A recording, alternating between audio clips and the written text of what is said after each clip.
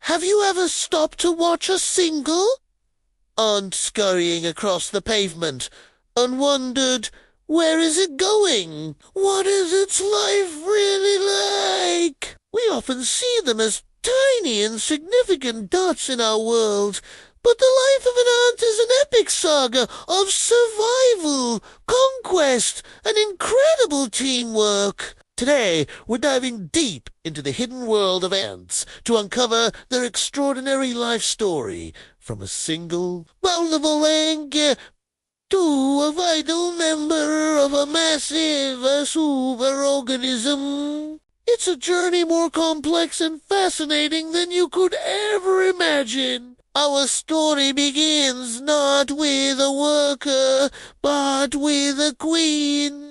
But before she is a queen, she is a princess born with wings. On a specific, warm, humid day, a signal goes out across the colony.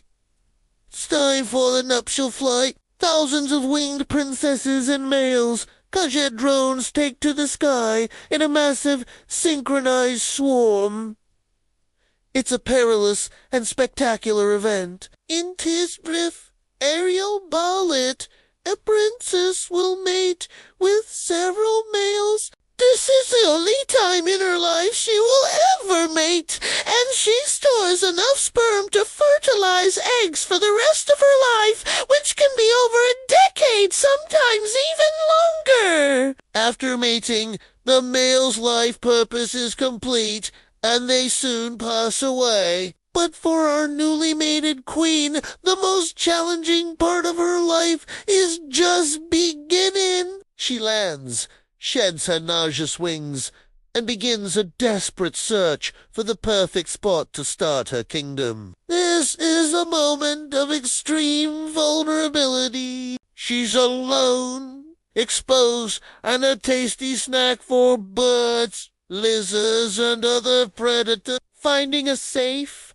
damp and protected location, like under a rock or in a crack in the soil, is a race against time. Once she's found her sanctuary, she seals herself inside, creating her first tiny chamber.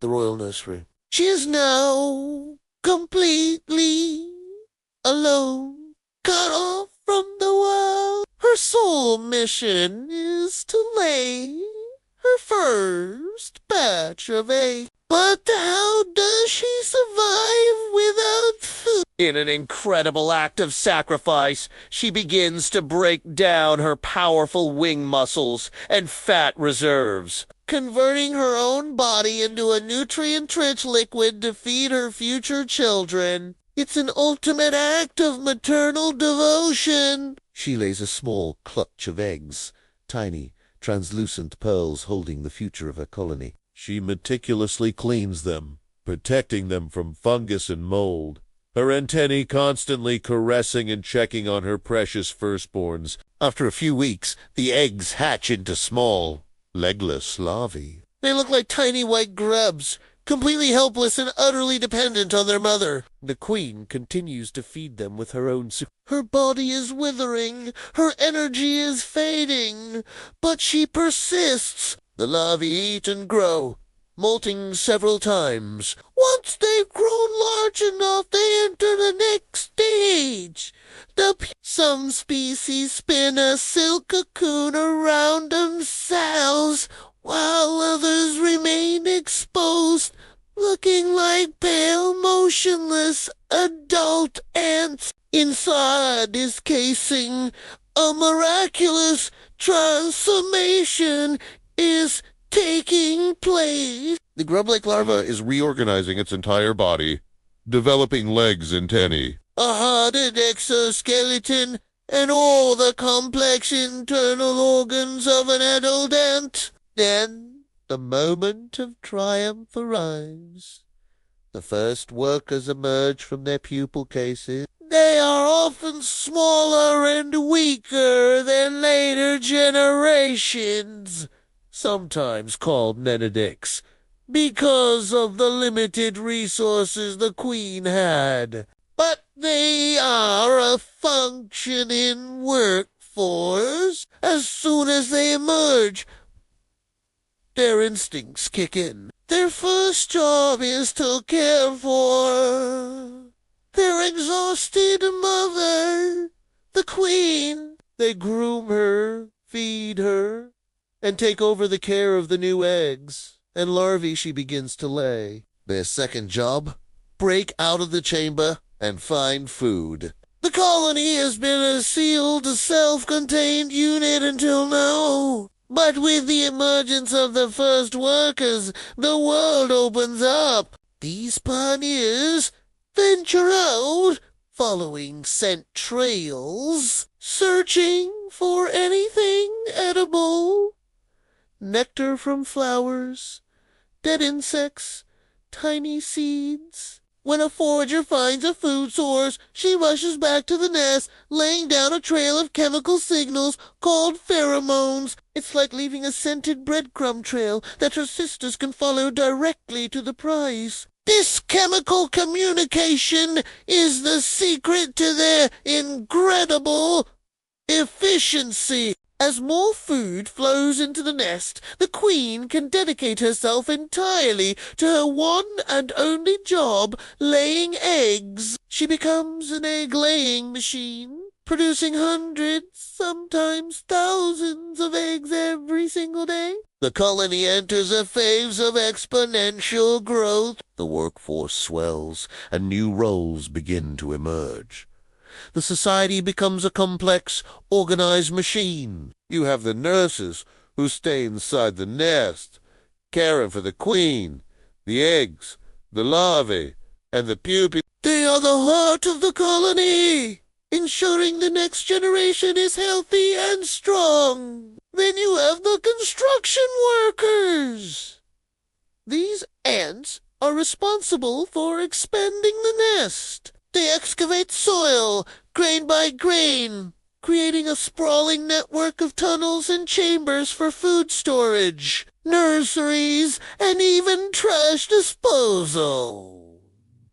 An ant nest is not just a random hole. It's an architectural marvel, often designed with ventilation shafts to regulate temperature and humidity. Some species, like leafcutter ants, even creates specialized chambers to farm a specific type of fungus, which is their primary food source.